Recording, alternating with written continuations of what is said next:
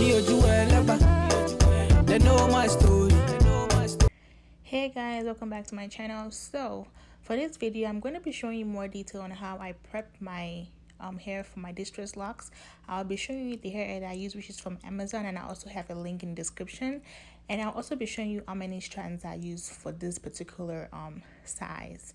Again, just keep watching. I'll just say something if I need to, but this is the hair that I use. It's called the spring twist hair, and I have the link. I would say for one head about 7 would be nice. So yeah, I mean, for like one head about 7 packs was what I would say I use. So if you want your hair to be, if you want to do like the size small, you can use just one strand. You just pick up the spring twist hair, separate it, and then use that one strand. But if you want it to be exactly what I have for like something medium or regular, or just something not small, then I use 2 strands to start wrapping. And the thing is that if you want it to be thicker and thicker, you have to just keep adding and adding and adding. And that's just the trick to it. So nothing much, just keep adding it until you feel like you have enough thickness to it. And this is the only hair that I use for, like, you know, for my, when I start wrapping, and also for the ends of my, you know, when I finish wrapping as well. As you can see, I have like the hair at the top.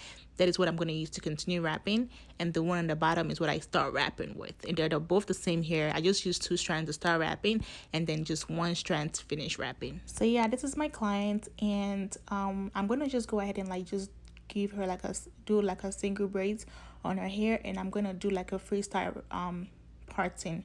I don't want to, she doesn't want box or triangle or all that stuff. She just wanted it to be exactly what I had on my website. So that's what I'm going to be giving to her right now. So I'm just going to go and do the same braids for the rest of the hair, and then I'm going to be right back to show you how I wrap my distress locks and how I seal the ends without having to burn them. So one trick is that the messier you want them, the more you have to take out while you wrap them. So you're going to see me take out some hair while I wrap them. So if you want them really, really messy, then you have to keep taking out more. But if you don't want them, you know, that messy, then just take out and then wrap for like 3 or 4 times, and then, you know, take out again. But again, if you want them really messy, then you just keep doing it. As you can see, yeah, it could be really, really tricky sometimes because, geez, like, it's just hard to like wrap and then take out. Like, you have to just kind of get used to this for you to, you know, finish at a, you know, right time, because it could take forever. But that is exactly what I did, and that's exactly how I was able to achieve this my distress lock look. And I hope you guys enjoyed this video. I also have several videos of my distress locks and MESSYLOCS and all that locks, and I'll be posting a new one in a few days to show you how I'm going to be using different hair, just so you can see the difference between distress locks and taking out and not taking out, using different hair, and how different hair texture could be, and you know how your locks could look with different texture of hair. I hope you guys enjoyed this video, and please do not forget to like the video. If you like the video, please don't forget to subscribe. Also share it to your friends, make a comment, and just support me. Thank you, and see you guys in my next video.